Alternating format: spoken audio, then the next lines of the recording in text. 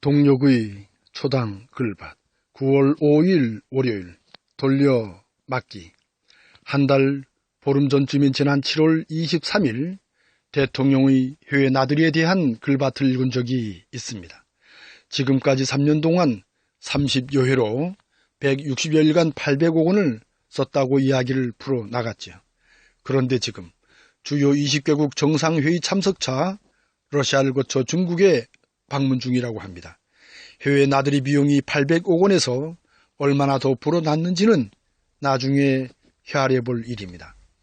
이번 러시아 방문으로 약 6조 4천억 원의 극동 경제 참여 프로젝트가 추진된다고 하네요. 그러니까 나후카 비료공장 건설, 유조선 건조, 조선업 컨설팅 등이라고 합니다. 그 중심은 현대엔지니어링, 현대건설이 49%, 30%, 일본의 토요가 21%를 출자하여 구성된 컨소시엄으로 나후카 비료공장 건설사업 계약을 체결했다고 합니다. 2022년까지 세계 최대 용량의 비료 공장을 짓는 사업이라고 하네요. 해외 순방구 그 성과가 부풀려 발표되었던 점을 감안하면 이 또한 곰곰이 따져볼 일이죠. 그런데 이처럼 해외 순방을 하면서 가끔씩 중요한 결정이 이루어지기도 합니다. 이번의 경우 문화체육관광부를 비롯하여 농림축산식품부, 환경부 장관을 임명했다고 합니다. 이에 앞서 국회 해당 상임위원회에서는 조윤선 문체관 장관, 김재수 농축식 장관에 대하여 여당이 불창한 가운데 장관 임명이 부적격하다는 의견을 담은 경과 보고서를 채택했습니다. 그런데도 해외 순방 중에 전자결제로 임명을 강행했다고 하네요. 야권은 크게 반발하여 바로 해임 건의안을 낸다고 할 정도입니다.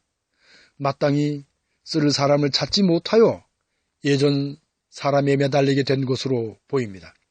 이번 조윤선님의 장관 지명도 청와대 이런 어려움 속에서 이루어진 것으로 생각됩니다. 님은 여성가족부 장관을 거쳐 청와대 대통령 비서실 정무수석을 지냈으니까요.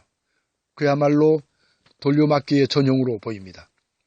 그런데도 불구하고 이번에 새롭게 문제가 터진 것이지요. 서민들은 생각조차 할 수 없는 호화 생활비와 부동산 투기가 문제로 등장합니다. 돌려막기로도 안 될 지경에 이른 것이죠. 청와대의 지명은 온갖 비리를 저지른 님들만 골라 뽑은 듯 인사청문회도 제대로 통과하지 못합니다. 낙마를 밥 먹듯이 하는 수준 낮은 청와대 인사 시스템은 대통령의 수준을 넘지 못하나 봅니다. 나라 운명의 중심축을 책임지고 있는 행정부의 수장으로서 그야말로 부끄러운 꼴이죠.